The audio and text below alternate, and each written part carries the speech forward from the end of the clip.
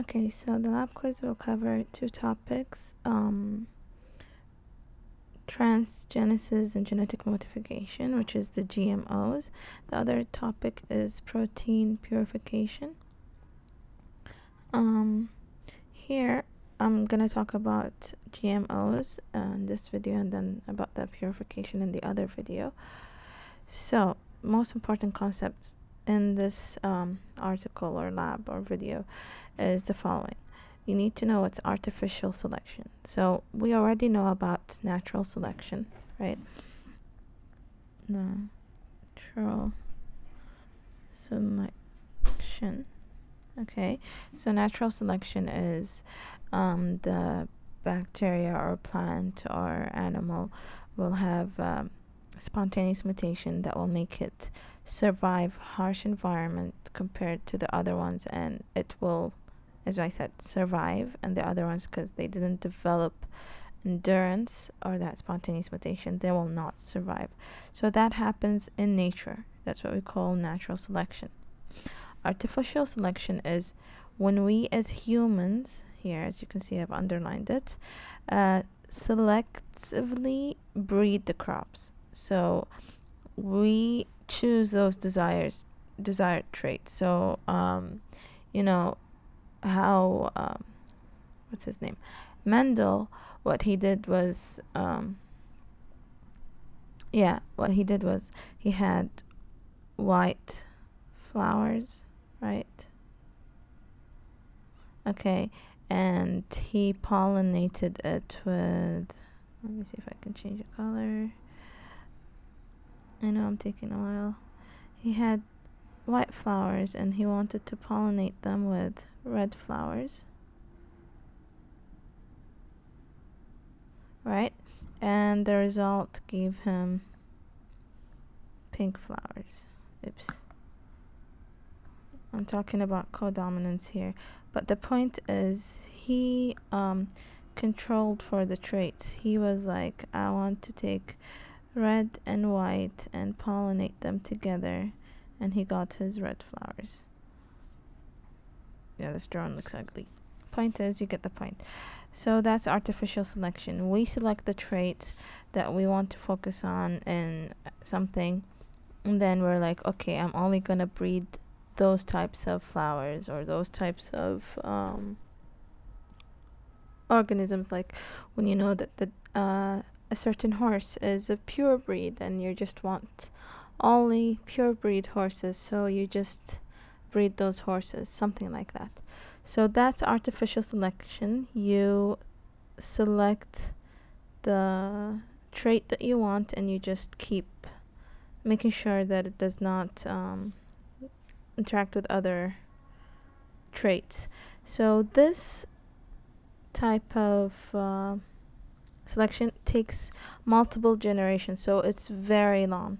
So you just need to know the definition, what does artificial selection do, and that it takes forever. Okay, not forever, like it's a long process. But now, okay, now we can genetically modify organisms through introducing foreign genes. So in the past, we know that, I'll just draw flowers a conventional way. This flower has the gene I want, and this yellow flower does not have the gene I want. So I'm interested in only pink flowers. So I'll take the pink flower and I'll propagate it. Like, I'll make sure it's the one that keeps self-pollinating, generating more pink flowers. But now what I can do is I can take the genes from the pink flower. Like, I will take her genes and I'll put them in the yellow flowers, and I'll make sure also yellow flowers will turn pink, or I will silence the genes in the yellow flower, and I'll make sure I introduce the ones that are responsible for pink, and then make more pink flowers. So in the next generation, instead of waiting for, okay, this process, obviously, because I'm controlling for it, it's like by next generation I'm gonna get the next flower. But that's what we're doing now. So by doing genetic modification, introducing foreign genes, Okay, I can select from my desirable characteristic in one generation. Okay, so again, artificial selection takes multiple generations, but then genetic modification, GMO, genetically modified organisms, I can generate them within one generation. And I do that by introducing my foreign gene into, you know, the organism I'm interested in, and in the next generation I'm gonna get that characteristic. So here they tell you what are the model organisms that we know of. So bacteria is one model organism that we can put our gene of interest in. Mice, or a mouse, is another type. And then also don't forget about zebrafish, and we saw those in lab. So there are two ways that I can introduce my gene, or like have an effect, like genetically modified organisms. I can create them by two ways. One way is the knockout. So when you knock out a gene, basically you make sure that it's not working. For example, seedless oranges, right? So I knock out the gene that creates the seeds, and then I have seedless oranges. So here, as it says, recombinant DNA scientists can selectively abylate genes, means isolate or separate or remove certain genes. As I said, I remove the genes that make seeds, so I knock out the seed genes, and then I have seedless oranges. Okay, transgenic, and transgenic is shown here in my zebra fish. Is from the name trans. Think of it as transfer. You transfer a foreign gene. Transgene refers to genes from one place. Yeah, you transfer it from one place, and you bring it into another. So in this case, my zebrafish is usually not fluorescent. It's like it has some sort of a transparent, not really transparent color. Like it starts transparent, and then it develops color, and it has stripes, and it's called zebra genes. Like it has black stripes. So if this is my fish, again, horrible drawing, it ends up with stripes. Okay, so what they did is they took like the GFP, which is green fluorescent pigment. Okay, I think P stands for pigment. Point is, so it's like a fluorescent pigment that we have in can't think anymore. What are those glowing fish called? I forgot. Anyway, so you take the gene from there, and then you put them in your zebrafish. Okay, and that's how your zebrafish fluoresces. The thing is, the way they created the zebrafish is through transgenic method and the knockout method. So the knockout method is, as I said, the zebrafish start out transparent, and then as they grow older, they end up with those stripes or pigments that make them have stripes and like color. So they knock off the gene responsible for giving them those stripes, or that is not allow, like turn them from a transparent fish to another type of fish. So they use knockout to make the fish not transparent anymore, and then they use transgenic method to introduce the GFP, which is the fluorescent variant, into the fish. I mean, fluorescent trait into the fish, and then you have a fluorescent fish. Okay, so the two important concepts for you to know about genetic modification is the knockout and transgenic organisms. Like, how do we create them? What does that mean when I say this organism is transgenic, or what does it mean when I say that I knocked out a gene in it? Okay, now this paragraph, it tells you one of the places that we use a lot of, like, do a lot of genetic modification is agriculture. Okay, so it became one of the fields that we use genetic modification in a lot. And then a term called genetic engineering, that's what we're doing. What you do in genetic engineering is you transfer DNA, okay, encoding the useful or favorable genes, as I said, the trait that I want, from one organism from an organism that carries it, okay, to one that doesn't. So I take it from one organism that carries it to one that doesn't. Let's go to the top. Here, actually, I have the same organism, okay, but remember how we talked about transposable elements before in corn crops, and how Dr. McLean discovered transposable elements. So this is wild type corn. That's how it should look like. Okay, this is genetically modified corn. This is the wild type corn. Again, this is genetically modified. We made sure that we knocked out the genes responsible for the purple pigmentation or something like that. Anyways, and as I said, genetic engineering, you take a trait from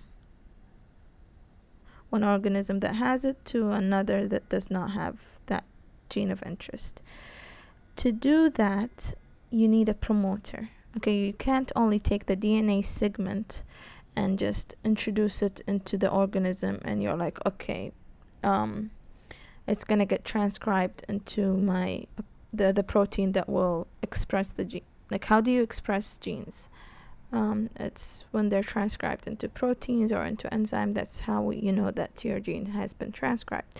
I mean, expressed. It's getting expressed. So, and to do that, so remember RNA transcription. So you have your piece of DNA. That segment of your piece of DNA has the promoter, and then the rest will be transcribed into RNA. So this is my RNA. This is my DNA. Obviously, after I separated the two strands, and then RNA polymerase binds to the promoter, and then it starts transcription in this region, and then you have your RNA, right? So I cannot only introduce, let me see if I can change colors, this segment of the DNA. I have to introduce a promoter with it. Okay, that will make sure that it gets transcribed. So so here they tell you have to have an appropriate promoter, right? And they tell you they give you two examples, in mammals and in plants. And why do I need these promoters, or like with my DNA genes? What I want is for my transgenic organism, okay, is I want that strong promoter to result in expression in every cell. So I don't want it to be expressed in one cell. I want it to be expressed in every cell. That's how I create my genetically modified organism. What's the point of introducing it in one cell getting affected? I'm not going to see that single cell. I want it in each and every cell. So I need strong promoters, and the strong promoters mentioned here for mammals, it's CMV promoter, which comes from the cytomegalovirus. Sorry, I apologize for that. Cytomegalovirus. And in plant, the one we're using is CAMV, which comes from the cauliflower mosaic virus. So most of the time, our strong promoters, it's mentioned here, we take them from viruses. Yeah, especially the ones in plants, derived from viral promoters. Okay, and that's how we can make sure that they're expressed in every cell, because that's what viruses do. Then here they give you examples of traits, useful traits that you introduce, which includes degrade of herbicides, kill agricultural pests like weeds, synthesize crucial nutrients, focus on certain nutrients in the food, improve color and taste. If certain fruits grow in a certain season, and in other seasons if they grow they're tasteless, maybe you can improve it and make sure they have the taste. Resist damage during transient or prolonged storage. Again, agriculture, when you have the fruits coming from one place to another, you want to make sure that they can last longer until they reach the next destination. Increase in size. Usually our tomatoes are supposed to be tiny tomatoes, they're not supposed to be that large, so we have large tomatoes. Reduce time to market. You just increase growth. Anyways, those useful traits are self-explanatory, so I don't have to explain them to you, and we just went through them really fast. And now they give you an example of a plasmid that you introduce, and the plasmid here is called the Thai plasmid. So this region here, I just want to do this. Anyways, it was already underlined with the blue color. It's the tDNA region. Usually this region is replaced by the gene that we're interested in introducing. Okay, so the Thai plasmid, the tDNA region is replaced by the transgene that we're interested in, and then we put it in an agrobacterium, which we introduce to the plant cells, and the plant and to the plant, and those bacterium introduce the genes of interest into the DNA in plant cells. Okay, so that's how we do it. And now we're just going to talk about the lab exercise a bit, because you might get questions of how to read data or what did you exactly do in lab. So those genes that we introduce, the transgenic genes, the foreign genes, we sometimes refer to them as again, trans genes, or in lab when we were talking about them we just called them GMO, which means genetically modified organism, but we just mean they have that gene that makes them GMO, right? I don't know why I'm repeating that. Anyways, let's focus here. So exercise, PCR, detection of GM food. Yeah, GM food, genetically modified food. Okay, so as a control, again, the genetically modified food we were interested in were a type of vegetation. So even when we tested for potato chips and plantains and other products, other such products, they're technically all vegetables. You know, potato chips, they come from potatoes, plantains are plantains, you get the point. So to generate genetically modified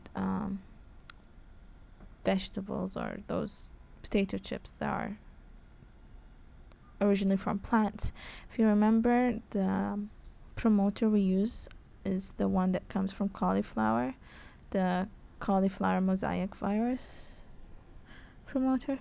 So that's the one that we look for. So we know the promoter for the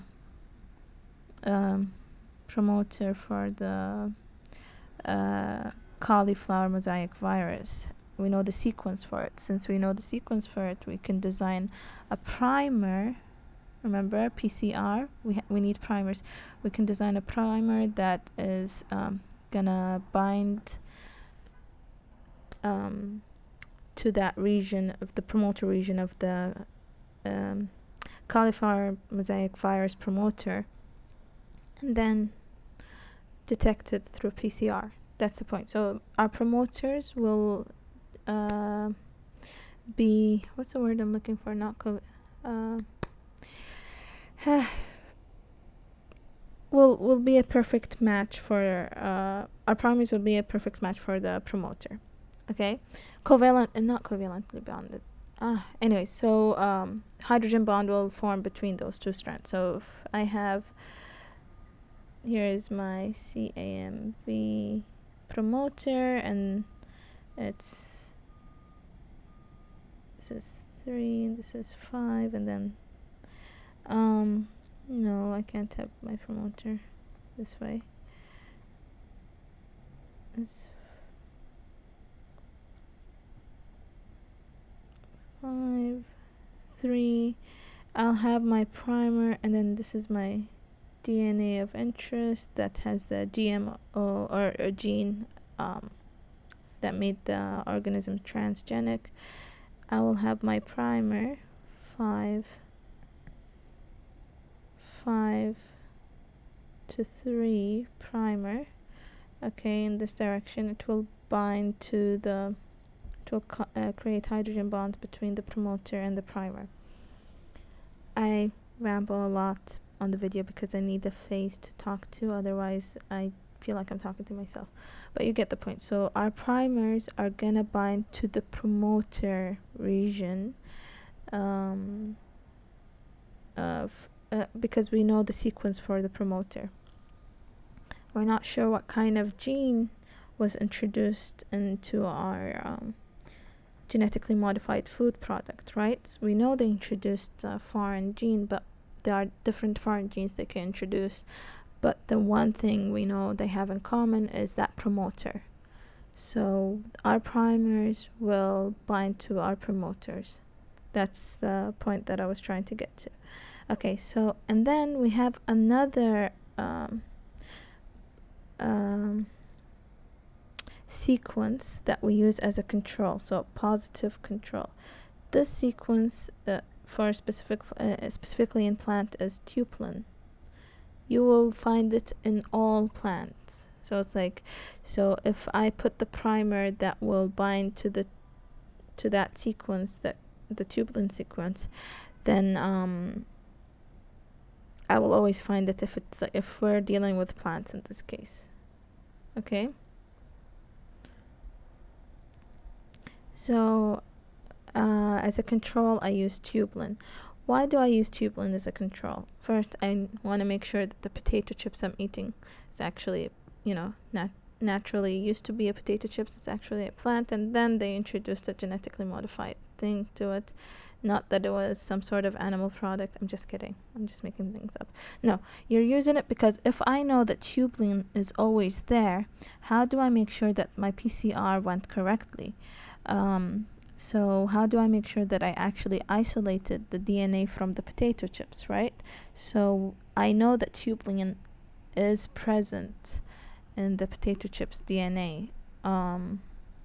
So when I do my PCR, the tupelin primers, or that test tube that I added the tupelin primers to and part of the DNA from the potato chips, I will expect, here's my well, I will expect for tupelin to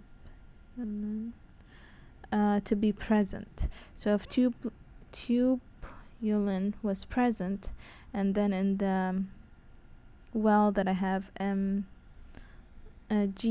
genetically modified GM well, to make sure that the promoter was binded to the other primers. If I don't see it binding, that means the potato chips I'm eating was not genetically modified, and I did test for DNA because tubulin appeared. Okay, if tubulin did not appear, okay, and then for my well that has my genetically modified segment does not appear, I cannot say that this potato chips is natural, because most probably I didn't get DNA I didn't extract DNA, and that's why it did not appear on my PCR. So I use tubulin as a positive control. Okay, if tubulin appears and then for GM it does not appear, I know that my potato chips had no genetic modification, like nothing was modified. But then let's say GMO is up here. I'm not sure which one is bigger inside than the other, but then I have a strand that shows for GMO and then one that shows for tubulin. Then I know that, oh yeah, it was genetically modified. Okay, let's say I have I don't have the tubulin strand, but I have the GMO strand. Then I'm sure that my potato chips was genetically modified, right? But maybe in the PCR for tubulin something happened, something went wrong, and that's why it's not here. But I should have tubulin. That's my positive control, and I expect to always see it. Okay, so we talked about tubulin. We talked about how we discover whether our food is genetically modified or not is when our primer binds with the CAMV promoter region. Okay, so here if I wanted to read my PCR or gel electrophoresis gel. Oh, before I read the gel electrophoresis gel, do I need to talk about this? This whole process here for PCR promoters is self-explanatory. The 35S promoter, okay, is, so they're telling you to label the tube as 35S promoter. Put your food product, so our food product was potato chips. If you read this part, you remember how we carried out the lab, how we added the Edwards buffer, and then how we had it in the centrifuge and then added more buffer, and then we put it in boiled water bath, and then like the whole process and then everything that we did. So it's like when you read this you'll remember what we did. But then the next step that we didn't get to do, but it was done for us in terms of PCR, is they had 3 tubes. Okay, one contained our potato chips, and they call it the 35S the food product. And then as a control for them, what they put was that for negative control they put wild type soybean, so, or wild type soy. So if it's wild type, I know that it will not have my GM segment, right? So I know that I will only see tubulin, and then they put out a Roundup Ready soybean, so I know that this one was genetically modified, so I will expect to see both. And GM, okay, my food product I will expect to see, but then I'm not sure about GM. Will it appear or will it not appear? Okay, so that's what these two are telling you. So and then they replicated it twice. So they, in the first one they tested for genetically modified portion, and then they did it again, and then the second time instead of this they tested for tubulin. Okay, so you have 2 pairs, so like in total you had 6 tubes. That's what I'm trying to say. So the first 3 they tested again for GM, the second 3 they tested for tubulin. And then if you read this whole thing, you're gonna figure out the same. You're gonna realize it's just like I told you. So they had those 6 tubes, and then they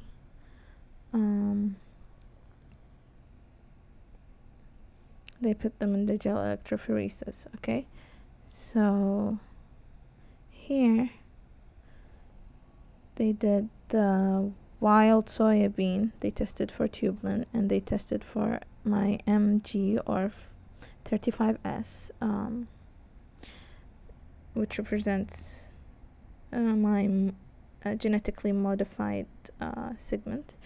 And then this one, same thing, they did it for the Roundup Ready soya.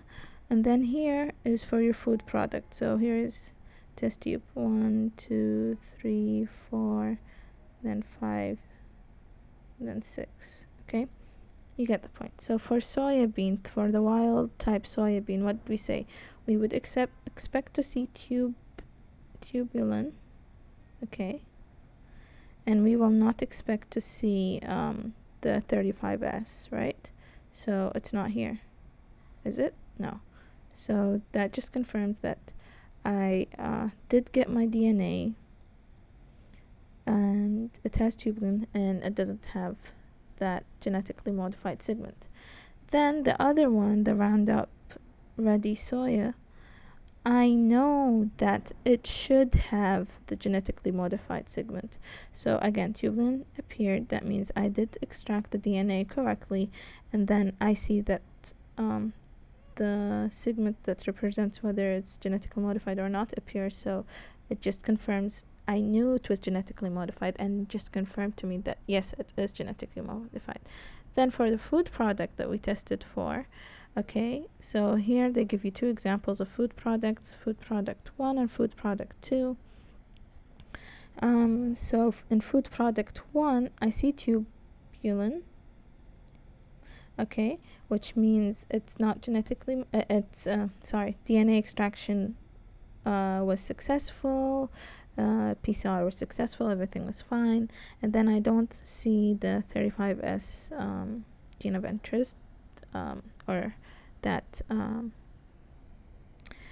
represent whether it's genetically modified or not, so I know that food 1 is not genetically modified. Then I go to food 2. Again, I look at this. Yes, PCR was successful. I expected to see tubulin, and it's there. And yes, this food product is genetically modified. So, you know how to read the gel electrophoresis gel, and to check whether the food that they give you, food 1 or food 2, is genetically modified or not. Okay, by checking for tubulin and whichever gene that they will tell you is represents the genetically modified region or introduction of it.